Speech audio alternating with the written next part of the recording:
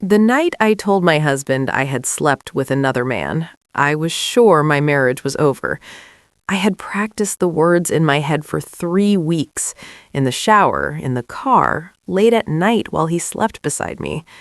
Every version ended the same way. Him yelling, him throwing things, him walking out. Or worse, him looking at me like I was already dead. His name was Daniel. We had been married for 9 years. No kids yet. We kept saying we were waiting for the right time. But the truth was, I think both of us were afraid. Afraid to lock ourselves into something permanent. Afraid to admit that something between us had already started to crack. The affair didn't start the way movies make it look.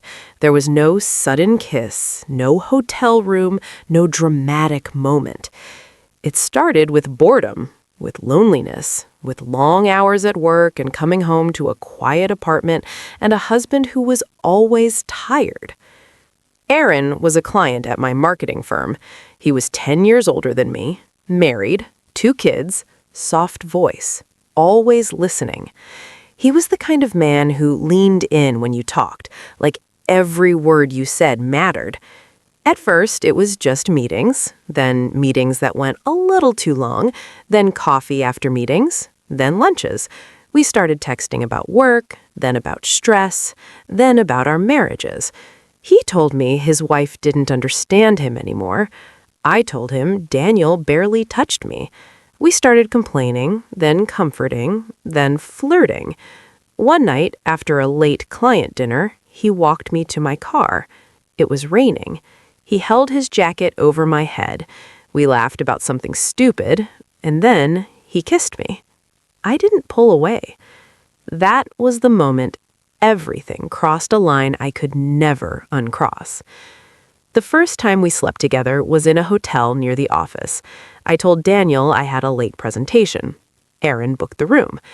I remember sitting on the edge of the bed afterward, staring at the carpet, feeling sick and excited at the same time.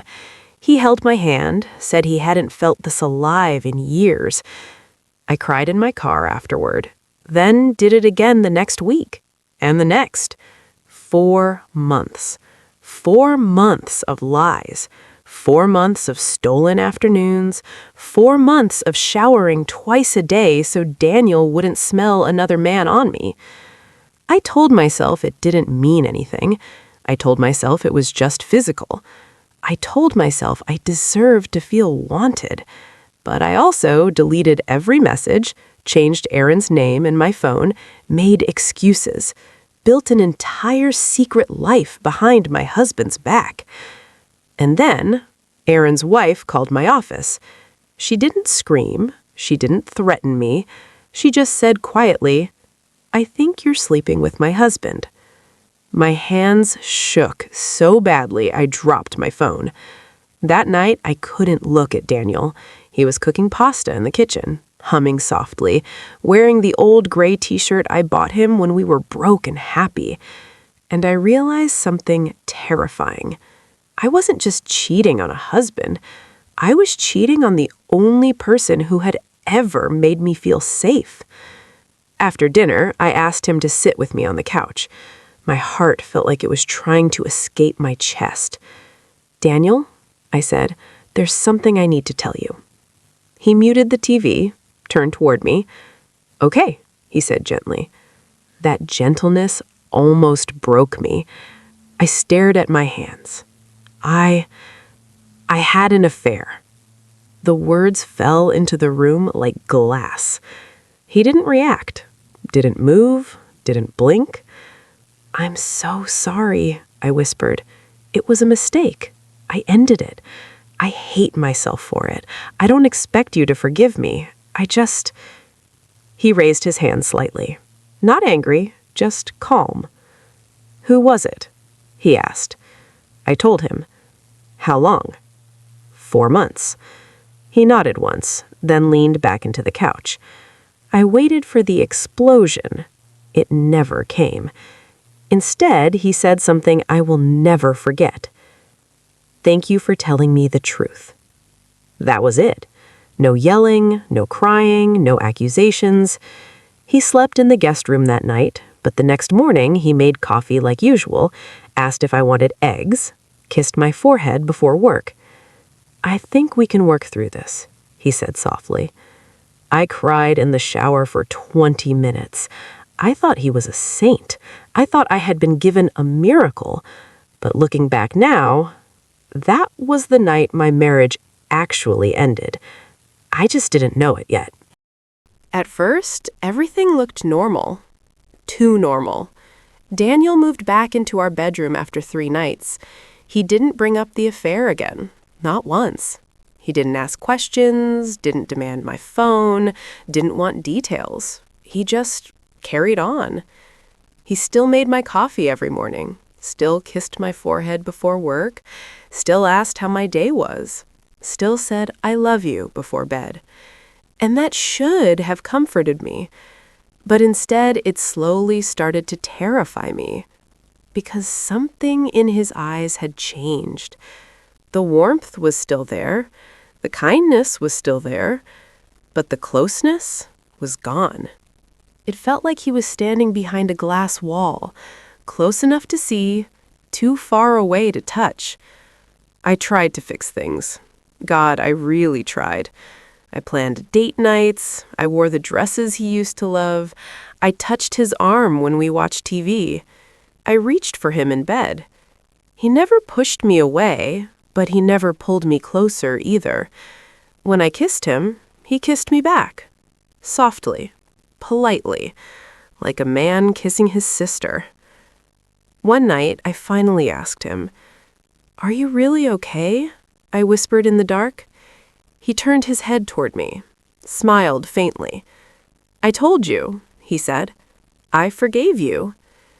"But you don't feel here anymore," I said. He was quiet for a long time. Then he said something that made my chest tighten. "I'm here," he said. "I just don't feel anything right now." I told myself grief looked different on everyone. I told myself this was the price of my mistake. I told myself if I waited long enough, if I loved him hard enough, he would come back to me. 6 months later, my best friend Lily moved into our guest house. She had just gone through a bad breakup. Her boyfriend of 5 years had cheated on her. She showed up at our door with red eyes and 2 suitcases. Daniel hugged her, told her she could stay as long as she wanted. "It'll be good for you to have someone here with you during the day," he told me. I was working longer hours at the firm, trying to avoid being alone with my guilt. At first, it felt comforting, coming home to laughter again, smelling dinner already cooking, seeing Daniel and Lily talking in the kitchen. They became close fast, too fast. They went on morning walks together, watched shows together when I worked late, started cooking new recipes together. Inside jokes I wasn't part of. I felt jealous, then ashamed for feeling jealous. After what I had done, I told myself I had no right. Daniel started smiling again, really smiling, the kind I hadn't seen since before the affair. One evening, I came home early. I heard laughter from the guest house, not loud, soft, intimate. I stood outside the door for a moment, my hand hovering near the handle, my heart pounding like I was about to confess another crime. Then the door opened. Lily jumped slightly when she saw me. "Oh," she said. "Hey." Daniel was behind her, sitting on the bed, 2 wine glasses on the nightstand. They both looked guilty. "Movie night," Daniel said quickly. "You want to join?" I said yes, but I knew something had shifted again. Something quiet. Something irreversible. That night, I barely slept. Daniel lay beside me, facing the wall, his back turned toward me like a silent decision. I stared at the ceiling, replaying the image of him sitting on the guest bed, the 2 wine glasses, the way Lily had jumped when she saw me, the way his voice had sounded. Too careful, too gentle, too rehearsed. In the morning, he woke up before me, made coffee, left a mug on my nightstand like always, but he didn't kiss my forehead anymore. That small detail hurt more than anything else. Over the next few weeks, the pattern became impossible to ignore. Daniel spent more and more time in the guest house, helping Lily fix things, watching movies with her, cooking with her, talking late into the night. Sometimes he didn't come back to our bed until after midnight. Sometimes he didn't come back at all. When I asked him where he'd been, he never lied. He'd say, "Just talking with Lily," he'd say calmly. "She's having a hard time." And I believed him. Or maybe I forced myself to, because the alternative was too ugly to face. I tried to pull him back toward me. I booked a weekend getaway, just the two of us. No phones, no distractions. The first night, we sat on a hotel balcony overlooking the ocean. The air was warm, the sound of waves soft and endless. I took his hand. "I miss you," I said. He squeezed my fingers gently. "I'm right here." But he didn't look at me when he said it. That night, when I tried to kiss him, he let me. When I tried to touch him, he froze. Not pulled away, just stopped responding, like his body had shut down. "I'm tired," he whispered. I turned my face into the pillow and cried silently so he wouldn't hear me. When we got home, nothing changed. If anything, he spent even more time with Lily. She started wearing his hoodies, using his favorite mug, cooking his favorite meals. Little things. Intimate things. One afternoon, I came home early again. The guest house door was closed, music playing softly inside. I stood outside, my heart hammering. I raised my hand, then stopped. I don't know why. Fear? Cowardice? Some part of me already knew what I would see. So I walked away. That night at dinner, Lily was glowing, laughing too loudly, touching Daniel's arm when she talked. He didn't pull away. I excused myself and locked myself in the bathroom. I stared at my reflection. My eyes looked older, hollow, like I had aged 10 years in one. That was the first night I admitted the truth to myself. My husband wasn't healing. He wasn't grieving. He wasn't forgiving.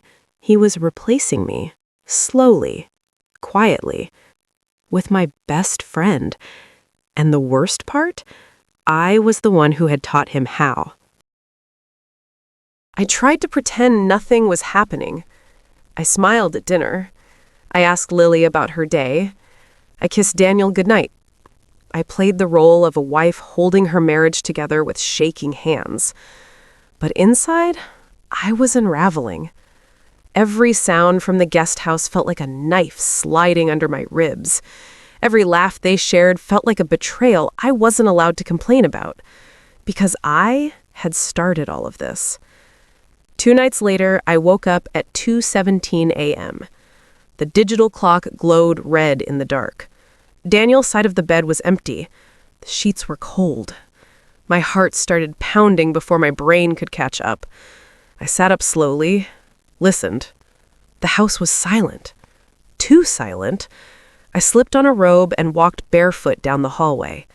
The guest house lights were on, a soft yellow glow through the curtains. My hands were shaking as I crossed the backyard.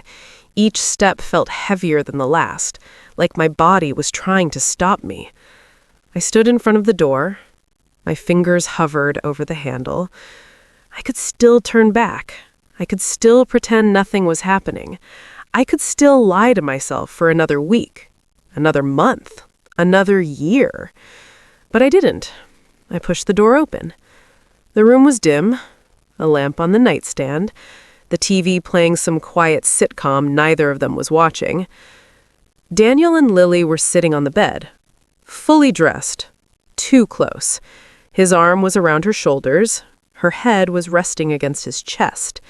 They froze when they saw me. No one spoke. No one moved. It wasn't dramatic. There was no kissing, no naked bodies, no obvious proof.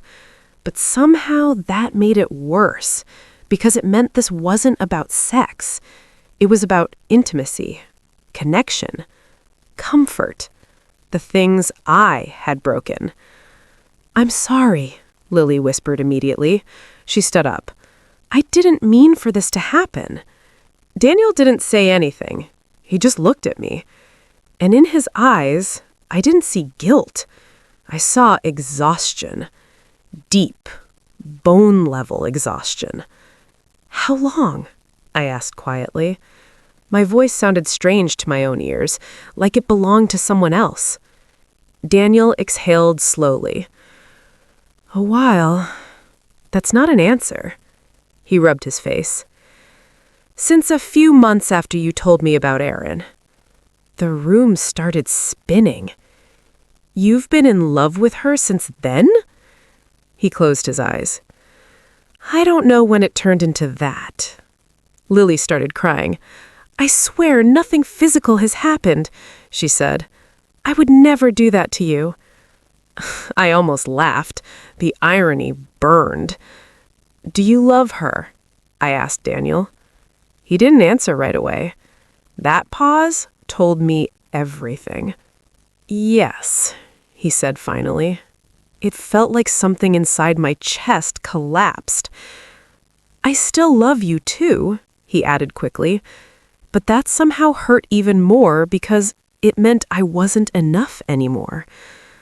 I walked out without another word, went back to our bedroom, closed the door, sat on the floor, and held my knees. I didn't cry. I couldn't. My body felt numb, hollow. At dawn, Daniel knocked softly on the door. "I'm not leaving you," he said through the wood. "I just don't know how to stop feeling this way." That was the moment I realized something terrifying. He hadn't replaced me to hurt me. He had replaced me to survive me. Those words stayed in my head for days. They echoed when I brushed my teeth, when I made coffee, when I watched Daniel tie his shoes in the morning without looking at me. The next day, Lily packed her bags. Not dramatically, not with tears or speeches. She folded her clothes quietly, put her books into boxes, carried her things across the backyard into the guest house. Daniel helped her. They didn't even try to hide it anymore. At dinner that night, her chair at our table was empty. Daniel barely touched his food. "I think it's better this way," he said carefully. "For everyone." I nodded, like a woman agreeing to her own slow execution. After that, our house turned into a museum of our marriage. Quiet, clean, emotionless. Daniel slept in our bed, but he didn't touch me, didn't kiss me, didn't say "I love you" anymore. Every night after dinner, he went to the guest house, sometimes for an hour, sometimes for 3. Sometimes he stayed the night there. He always came back before morning, like a man trying not to look like a villain. I became invisible in my own life. Lily started gardening in the backyard, planting flowers, hanging fairy lights around the guest house porch. She waved at me sometimes, smiled weakly. I never waved back. I started having panic attacks at work, random moments when my chest tightened and my vision blurred. My boss suggested therapy, so I went. Every Tuesday at 4 p.m. I called the therapist everything. The affair, the confession, Daniel, Lily, the guest house. She listened quietly and said something that changed everything. "You're not in a marriage anymore," she said. "You're in a waiting room." I went home and cried for 4 hours. That night, Daniel came back late again. I was sitting on the bed. "I can't keep doing this," I said. He sat beside me. "I don't want a divorce," he said. "I still care about you." "But you're in love with her." "Yes." The word fell between us like a final verdict. "So what am I?" I whispered. He didn't answer, and that silence told me everything. Weeks turned into months. 10 months. Then a year. Lily had officially lived in the guest house for a year. People thought she was just a long-term guest, a family friend. No one knew the truth.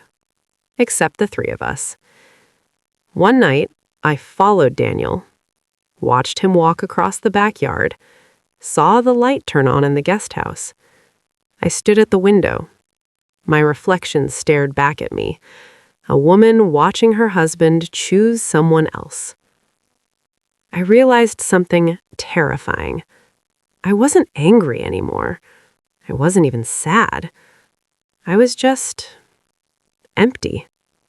And emptiness is what happens right before you finally break. 2 years after my affair, Daniel barely spoke to me anymore. Not in anger, not in cruelty, just in silence. We existed in the same house like polite strangers. We shared groceries, shared bills, shared the same bed some nights, but not a single real emotion. Every night, he still walked across the backyard to the guest house. Every morning, he came back before sunrise. And every day, a little more of my dignity died. One afternoon, I stayed home sick from work. A migraine, the kind that makes light feel like knives. Daniel had already left for the office. His laptop was on the dining table, open. That never happened. I don't know why I touched it. I wasn't trying to spy. I wasn't trying to hurt myself. I think some part of me already knew the truth and needed proof. A folder on the desktop caught my eye. It was labeled Future. My hands were shaking as I clicked it. Inside were subfolders: house plans, vacation ideas, schools, wedding. My throat closed. I opened the wedding folder. There were venue brochures, guest lists, a document titled Vows, Draft. I opened it. The words blurred through my tears. They weren't for me. They were for Lily. He wrote about how she saved him, how she made him feel safe again, how she taught him how to love without fear. I closed the laptop and slid it back exactly where it had been. I didn't scream. I didn't cry. I didn't confront him. That night, Daniel came home like always, ate dinner in silence, then stood up and grabbed his jacket. "I'm going to Lily's," he said out of habit. I nodded. He paused at the door, looked at me for a long time, like he wanted to say something. Then he left. That night, I packed one suitcase, just clothes, my laptop, my passport. I left my wedding ring on the kitchen counter, on top of a note. It said, "I release you." I took a taxi to a hotel across town, turned off my phone, and for the first time in 2 years, I slept without waiting for a man who wasn't mine anymore. 3 weeks later, Daniel emailed me, just one sentence. "I'm sorry it ended this way." I never replied. A year later, I heard through a mutual friend that Daniel married Lily. They moved into a new house in the suburbs. They were very happy. I believed it. As for me, I moved to a new city, started over, went to therapy, stayed single, learned how to live with what I had done, and what had been done to me. I don't hate Daniel. I don't hate Lily. I hate the woman I was when I chose to cheat, because she destroyed the 3 lives and thought she only broke one.